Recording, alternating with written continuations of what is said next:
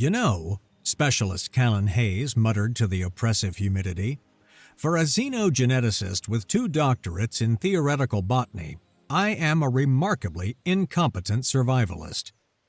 He shoved a massive dripping fern aside with a grunt of weary annoyance.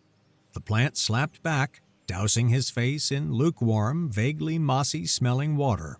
He sputtered, wiping a muddy hand across his brow, only succeeding in smearing more of Tecton's rich red soil across his skin. His light transport was a mangled sculpture of plastimetal somewhere downstream, its comms unit likely hosting a small but thriving aquatic ecosystem. His rendezvous with the automated supply cache was days away, through a jungle that seemed personally offended by his presence. This was what he got for trying to prove a point to Commander Sterling, for insisting that ground truth was essential, that you couldn't sequence a biosphere from orbit. Sterling, a man who saw planets as strategic assets and scientists as eccentric liabilities, had approved the solo expedition with a smirk that clearly said, "Go on, break something." Callan had obliged. His pack felt like it was filled with lead weights.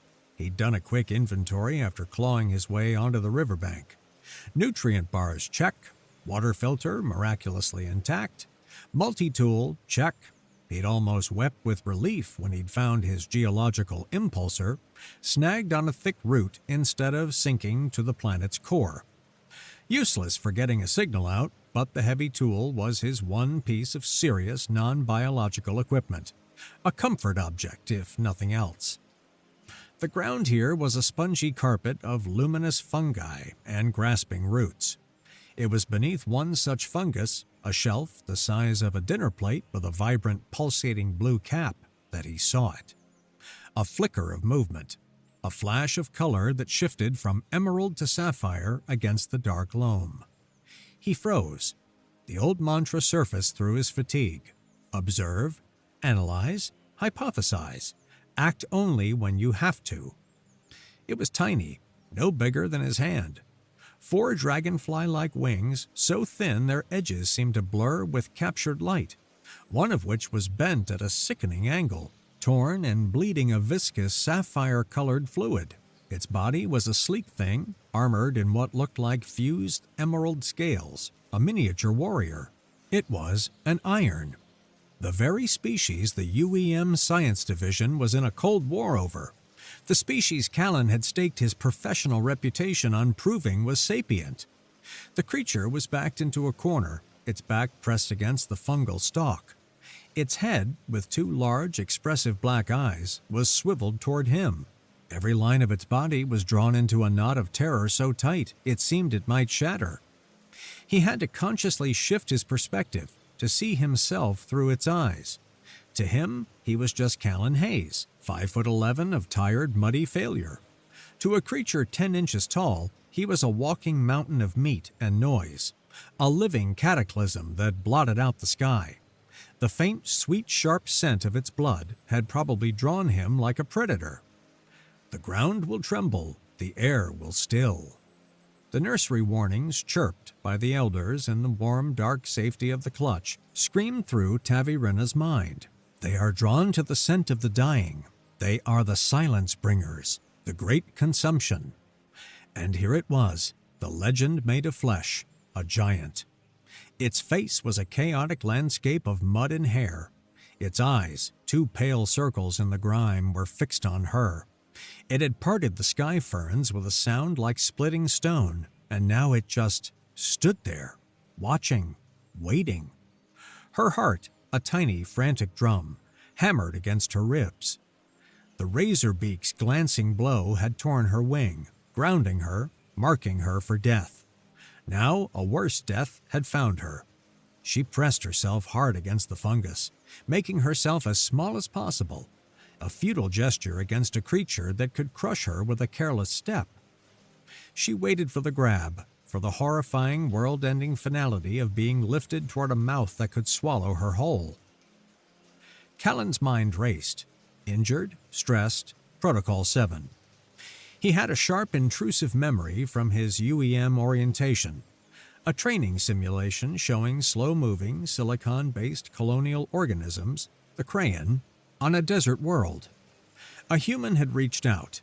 The figures crumbled into sand at the contact, their society undone by a microbe on a fingertip.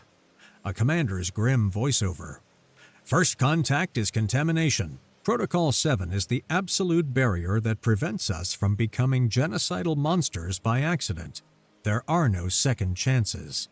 That protocol, born from a ghost story they told in boardrooms, was now staring him in the face, trembling and bleeding. His first instinct was to use his med kit. He knelt, the motion slow and agonizingly deliberate, trying to seem as unthreatening as a 200-pound primate could. The ground squelched under his knee. He unzipped a pouch on his thigh and pulled out the kit.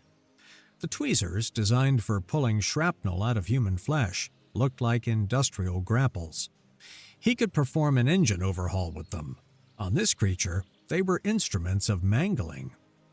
He sighed, a gust of air that made the nearby leaves tremble. Right, useless.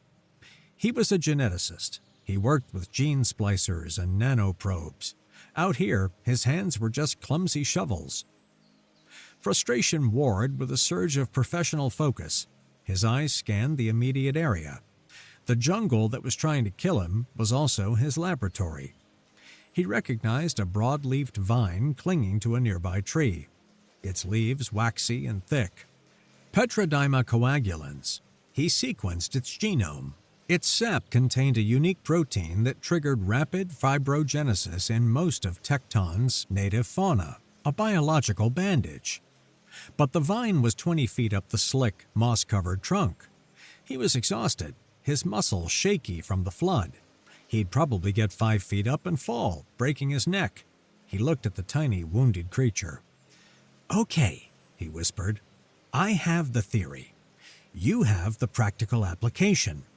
He pointed at the vine, then at her bleeding wing, then back at the vine. He held up his hands in a gesture of helplessness. "I can't get it." Tavi watched the giant's every move. It had produced a small, hard-shelled thing. From it, a metal claw emerged. Her breath hitched. This was it, the end. But then the giant paused. It made a sound, a soft rush of air, like wind through a hollow log. It put the claw away. Its attention shifted. It pointed a colossal finger up at a sap vine, a common healer's vine. Then it pointed at her wing. It looked back at the vine and shrugged, a baffling gesture of helplessness. "It wants the leaf for me?" The idea was so alien, so contrary to every story, that it short-circuited her fear. But it can't reach? A giant thwarted by a tree? Monsters from the legends were not supposed to be thwarted. They were unstoppable. This one was just big, and apparently bad at climbing. She looked at the tree trunk. She saw the root instantly. A knob of wood here, a thick patch of moss there, a jutting branch just above. Her wing throbbed, but she could manage a few guided hops. She took a hesitant step forward. She chirped, a low questioning sound, and pointed a tiny hand at the first foothold on the trunk. Callan's eyes widened in understanding. "You'll show me?" She didn't understand the sounds, but the meaning was clear. She let out a series of short, sharp clicks and flapped her good wing, then pointed again at the trunk. "This way, you big clumsy oaf!" He began to climb. It was a humiliating, graceless process. His boots slipped on the wet bark. His hands struggled to find purchase. But she was his guide. She'd hop to the next handhold, her uninjured wings pulsing with a steady, patient blue light, and wait for him to haul his bulk up to her level. It was a slow, arduous ascent, a giant following the lead of a pixie. Finally, his hand closed around the thick, waxy stem of the vine. He plucked a single leaf, holding it up for her to see, a triumphant, breathless grin on his face. The climb down was just as clumsy. He didn't offer his hand. He knelt, placing the leaf on a dry patch of moss between them. Then, with his thumbnail, he carefully scored the leaf stem. A single milky white drop of sap welled up. He pushed the leaf gently forward with one finger. The offering Slowly, tentatively, fighting every screaming impulse to flee, Tavi limped forward. She took the leaf. It was enormous, a shield in her grasp.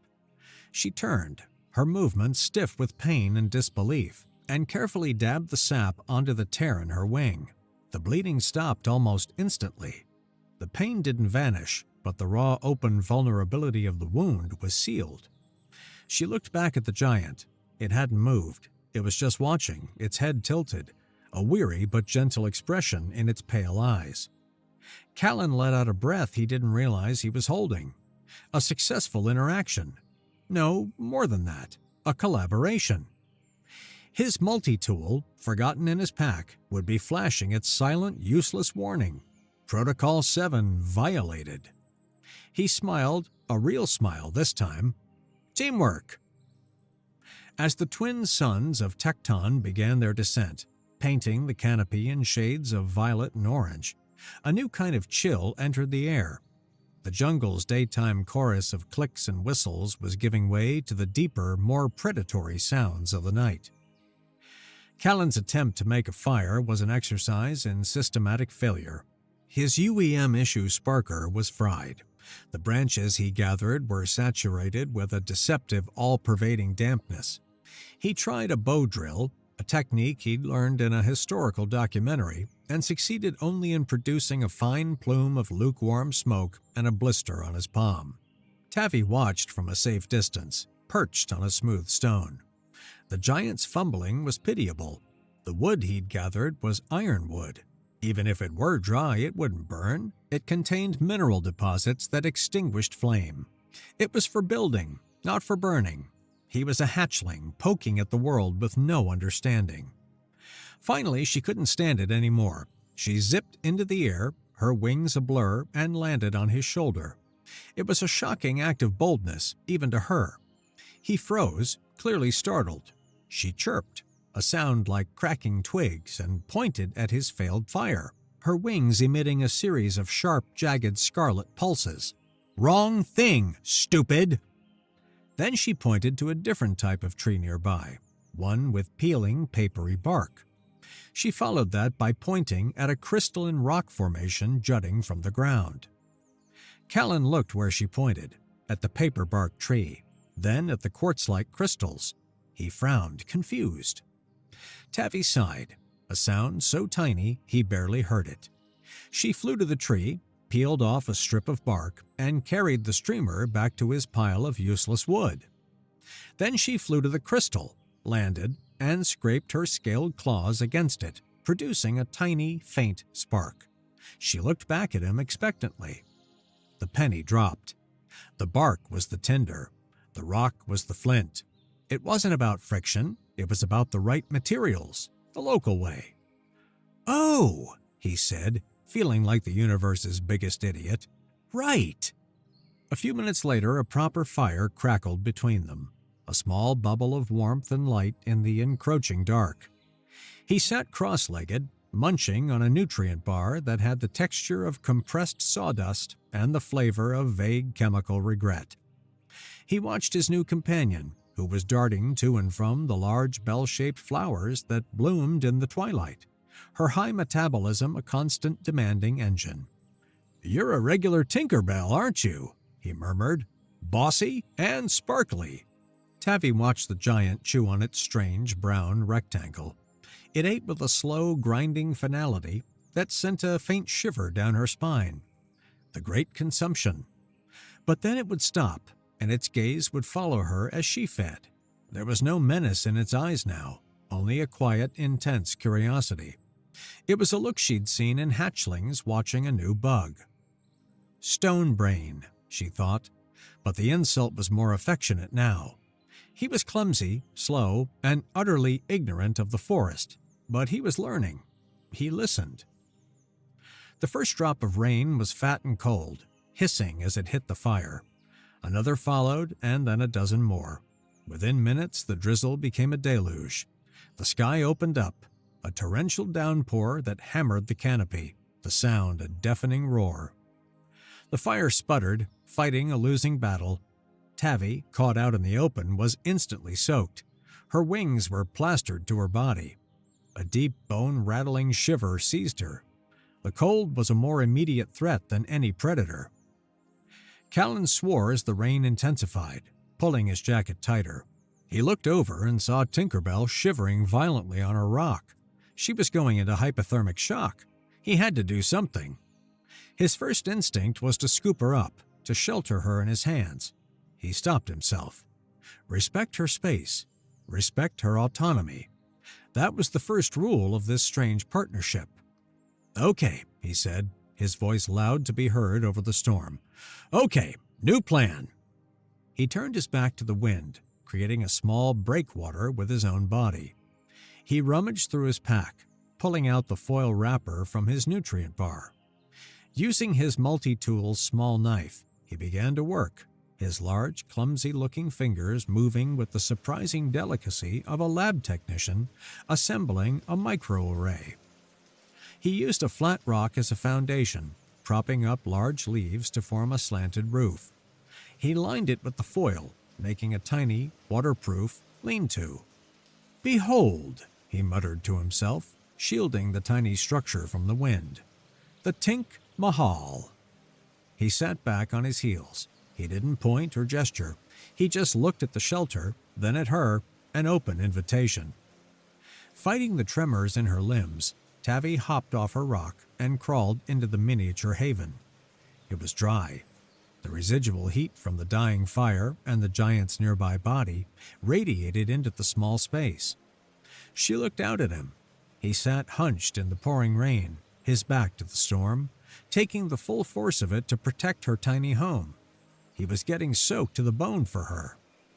The last of her fear washed away in the flood. Their journey began in earnest.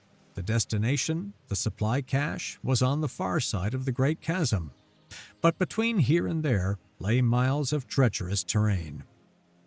They came to a river, swollen and brown from the previous night's rain. It wasn't just a river anymore, it was a churning wall of water, 100 feet across, carving a furious path through the jungle. The roar was deafening, and the current carried entire trees, spinning them like twigs. For Tavi, it was a long, difficult flight. For Callan, it was an absolute barrier. "Well," Callan said, shouting over the noise as he surveyed the torrent, "that stops us cold. One misstep in that current, and he'd be battered to death against the rocks and debris downstream." He couldn't cross. He wouldn't ask her to leave him. They were stuck. Tavi zipped around his head, her mind working. She saw the thick, fibrous vines hanging from the canopy on both sides of the river. She saw his size and strength. An idea formed. She landed on his shoulder and pointed a tiny finger at a massive, thick vine dangling nearby. Then she flew across the river, a struggle against the updrafts and spray from the churning water, and pointed at a sturdy tree on the opposite bank. She flew back, hovering in front of his face, her wings flashing a sequence. Callan pulled out his multi-tool. It wasn't a translator. Its xeno-linguistic database was useless for a language of light. But the UEM had equipped it with a powerful pattern recognition suite designed to analyze unknown signals. It cross-referenced the flashes with her biometrics, heart rate, temperature, minute muscle tremors, and offered conceptual probabilities. It was a crude, imperfect bridge. Flash, whir, click. The screen read, concept, connection, plus object, vine, plus vector, across, plus subject, you/large, plus subject, me/small, plus action, pull. It took him a moment. "You want me to make a rope bridge?" He looked at the thick vines, then across the impossible gap. "I can do that, but how do I get the first line across?" Tavi seemed to understand his question. She flew to a much thinner, lighter vine, one a stiff breeze could carry. She tugged at it, demonstrating its lack of weight. Then she pointed at herself. The plan clicked into place. "You'll be the pilot line." It took nearly an hour. He used his multi-tool knife to hack through the thickest vine, a rope as thick as his arm. Then he found the lighter vine Tavi had indicated. He tied one end to the heavy rope and handed the other to her. She gripped it with her feet, a tiny, determined aeronaut. She launched into the air, the light vine trailing behind her, a sliver thread against the brown water. It was a brutal flight. The wind from the torrent tugged at her, and the spray tried to plaster her wings. But she fought it, her good wing beating in a furious rhythm. She reached the other side, secured the pilot line to a branch, and returned, landing on his shoulder, exhausted but triumphant. "Incredible!" he breathed. Now it was his turn. He pulled on the pilot line, which brought the heavy vine rope across the river. He secured his end to a massive tree trunk, testing its strength with his full weight. It held. He had his bridge. He looked at Tavi. "Your turn first." She flew across easily this time. He followed, hand over hand, his boots dangling just above the churning water below. When he collapsed on the other side, breathless and muscles burning, she was waiting for him, perched on a branch, her wings pulsing a soft, proud gold. Success. Mutual. Their partnership was tested again 2 days later.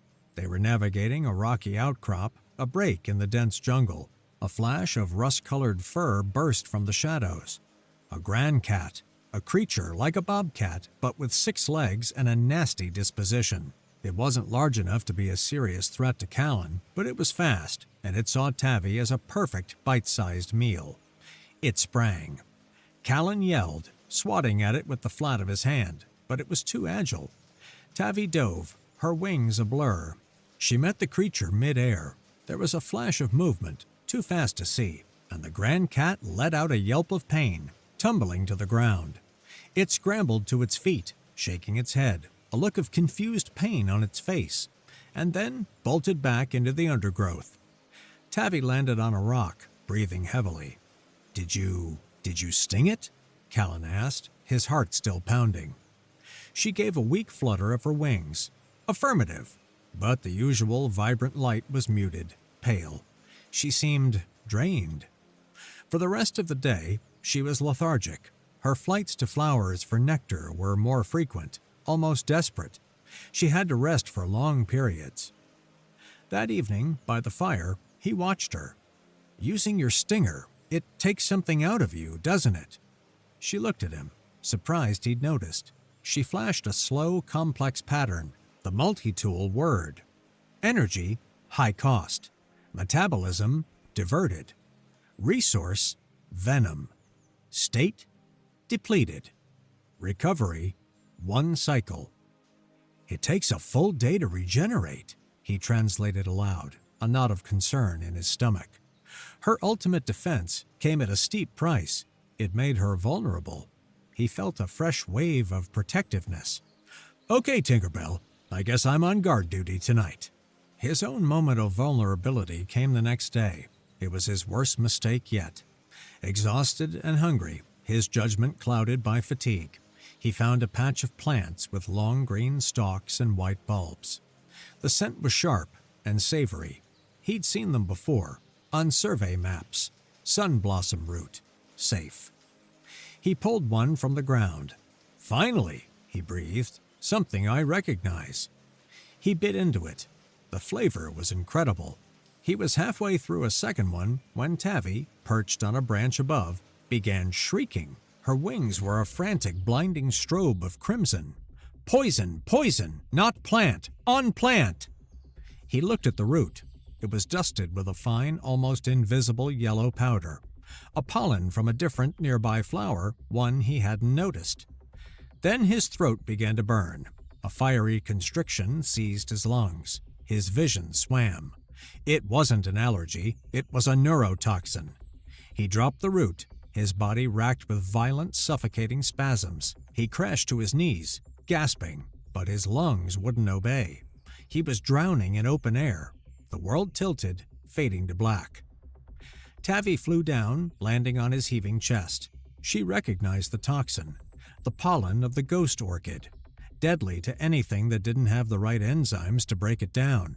She'd seen a grove-horned grazer go down the same way once, its massive body stilled in minutes. There was only one antidote, the nectar of the moon lotus, a flower that bloomed only in deep, shaded caves, its petals absorbing a specific mineral from the rock that neutralized the toxin. There was a cave system not far from here, but he was dying. Now. She couldn't carry him, she couldn't cure him herself, but she could guide him. She flew in front of his face, her wings a desperate, pulsing beacon. She hovered, then darted a few feet in the direction of the caves, then came back. Follow! Cure! This way! Callan's oxygen-starved brain could barely process the light, but he saw her urgency. He saw her darting flight path. She wants me to follow her. It was his only chance. He forced himself to move. It was the hardest thing he'd ever done. Every muscle screamed. His vision was a tunnel of gray. He staggered, crawling more than walking, his body a leaden weight. Tavi was his only landmark, a tiny, flashing star in the gathering darkness of his senses. She'd fly ahead, hover, wait for him to catch up, her wings pulsing a steady rhythm. Come on! Almost there! He followed the light. He trusted the light. He barely registered when the air grew cooler, when the ground turned from soft loam to hard stone. He was moving on pure instinct, his world reduced to the singular goal of keeping the tiny emerald light in his field of vision. He collapsed at the mouth of the cave, his lungs burning, his fight almost gone. Tavi flew inside. A moment later she returned, hovering before him. She had something. She landed on his chest and nudged a single luminous white petal toward his lips. The moon lotus. With the last of his strength, he got the petal into his mouth. The nectar was cool, with a strange metallic taste. For a second, nothing happened. Then, a soothing wave spread through him. The fire in his lungs subsided. He took a breath. It was shallow, ragged, but it was a real breath. Air. Sweet, clean, life-giving air. He lay on the cool stone floor of the cave entrance for what felt like an eternity, just breathing. Her knowledge, her persistence, and his own desperate trust in her had saved him. His recovery was slow, leaving him weak and shaky. He was now the fragile one. When they continued their journey, Tavi insisted on scouting ahead from the safety of his breast pocket. He carefully unbuttoned the flap. "You sure about this?" She chirped an affirmative and crawled inside. The space was dark, smelling of him, of sweat, soil, and the faint, clean scent of his soap. And then she felt it, a slow, steady, rhythmic thump-thump, thump-thump. The sound of the legend, the drumbeat of the World Eater. But here, in the warm, dark safety of the pocket, something else came with it. A faint bioelectric pulse with each beat. She could feel his steady calm, his worry for her, his weary determination. In her culture, to feel another's inner rhythm was a profound taboo, an invasion of the soul's privacy. But here, it wasn't invasive. It was a comfort, a confirmation. The monster of the legends was hollow. This giant was full of care. She curled up, the steady rhythm of a comforting, solid presence, and for the first time since the razor beak attack, she felt completely safe. A few days later, she decided it was time. She had to show him. She guided him off their path, leading him toward a place the iron avoided, a place of great sorrow. They came to a clearing, and Callan stopped, his breath catching in his throat. It was a perfect circle of devastation, a mile wide, a scar. The jungle grew right up to the edge, lush and vibrant, and then it simply stopped. Inside the circle, there was no life. The ground was a flat, gray, sterile dust. No fungi, no moss, no insects. The air felt dead. "My God," he whispered. He unslung his pack and pulled out his multi-tool, switching it to atmospheric and soil analysis mode. He knelt, taking a sample. The readings were stark. 0 organic matter. Trace elements consistent with UEM biomass conversion technology. It was the Tecton Survey Incident 88. a classified environmental disaster. They hadn't just cleared a patch of jungle, they had unmade it. Tavi flew from his pocket and landed on a dead gray stone in the center of the desolation. And there, in the dead heart of her people's greatest trauma, she began her story. Her wings became a canvas of swirling, sorrowful light.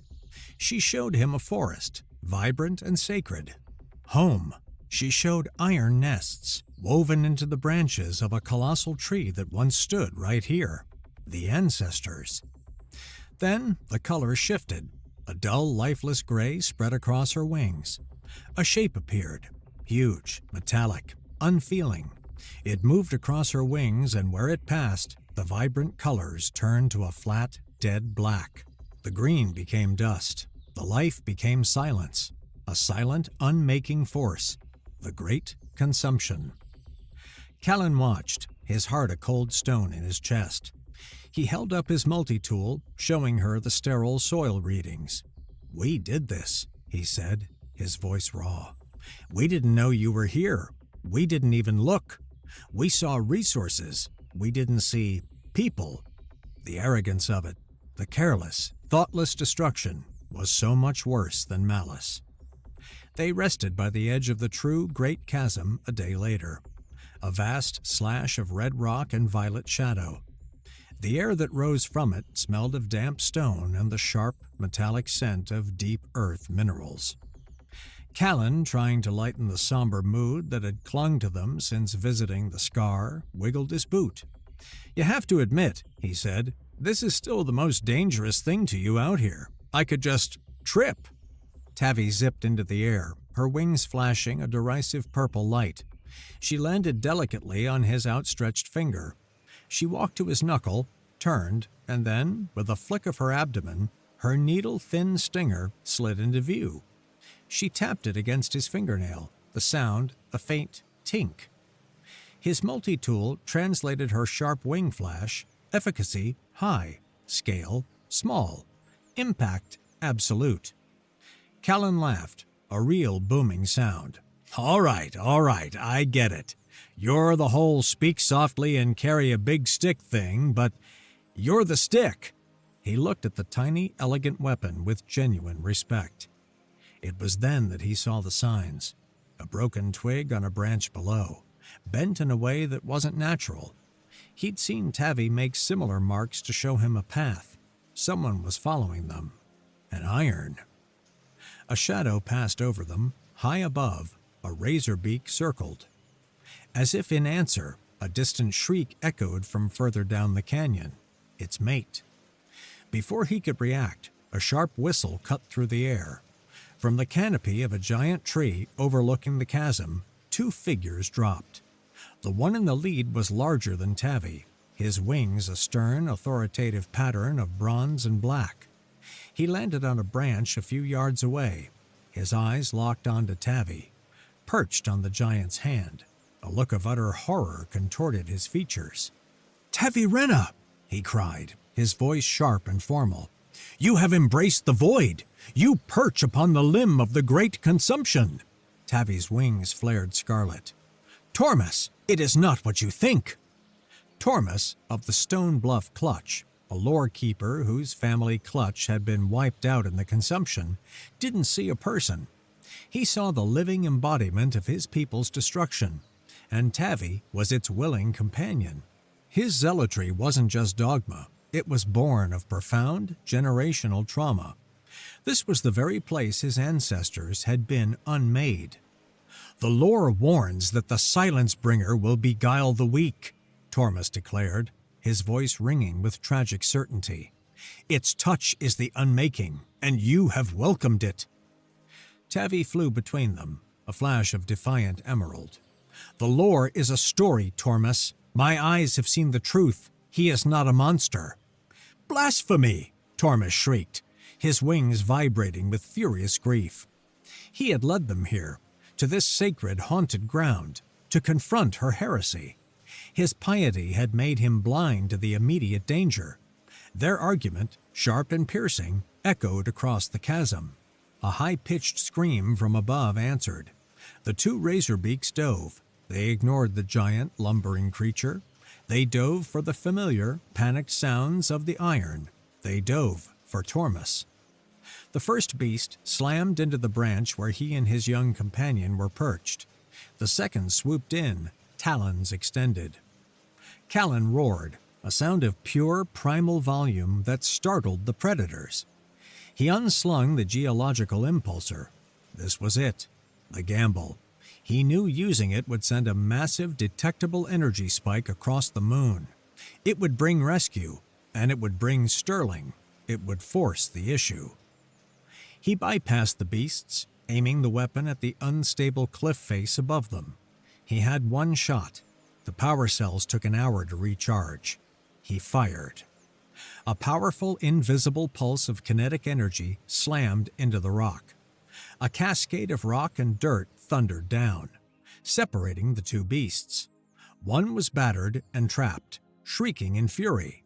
The other, enraged, lunged for Tormus. "My venom is gone!" Tavi yelled, her voice cutting through the chaos. "It has not regenerated!" The beast was on Tormus, its claws ready to tear. In a motion that was surprisingly fast, Callan moved. He shoved Tormus aside and took the attack himself. The Razorbeak's claws raked across his back, shredding his pack and the flesh beneath. He roared in pain, but he did not move. He wrapped his arms around the beast's neck, trapping it, wrestling its thrashing body. Its armored plates were impenetrable, but the struggle was immense. "Now!" he bellowed, straining, his muscles screaming. He forced the creature's head down, exposing the softer flesh of its neck for a split second. "Tavi!" It wasn't Tavi who struck. It was Tormus. Seeing the giant's sacrifice, seeing the opportunity it created, the hunter's instinct overrode the lore keeper's dogma. He dove, a bronze streak of vengeance, and plunged his own fully charged stinger deep into the nerve cluster beneath the beast's jaw. The Razorbeak went rigid, convulsed, and then fell limp into Callan's arms, paralyzed. The other, seeing its mate fall, let out a cry of terror and scrambled away, fleeing into the chasm. Silence fell. Callan let the paralyzed beast drop, leaning heavily against a rock, blood soaking his back. Tormus stared, his chest heaving. He looked from the deep gashes on Callan's back to the giant who had saved him, who had created the opening for his own strike. The monster had not only shielded him, it had trusted him to act. He took a shaky step forward. His voice, when it came, was a choked whisper meant for Tavi alone. "My eyes do not lie, but the lore cannot be wrong."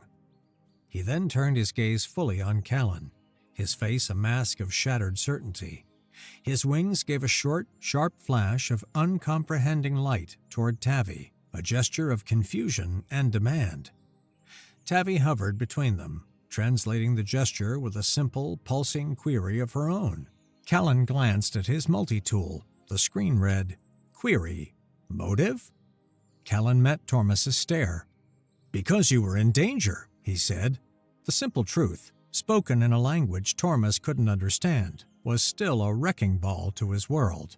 "This changes what I have seen," Tormus whispered to Tavi, his voice shaking. "But it does not change the law. I must think." He grabbed the younger scout, whose face was full of awe, and they vanished into the trees, leaving Callan and Tavi alone in the ringing silence. A low, rhythmic hum began to fill the air. The sound of the impulsor's echo answered, a UEM dropship. It crested the far side of the chasm, sleek and gray. His rescue and his reckoning. The landing ramp descended with a hydraulic hiss. Commander Sterling stood at the top, his face a mask of controlled fury. "Hayes!" he barked. "We tracked a massive energy spike from a geo-impulsor. I came down here expecting to find you buried under a mountain, and instead, what in the hell's happened to you?"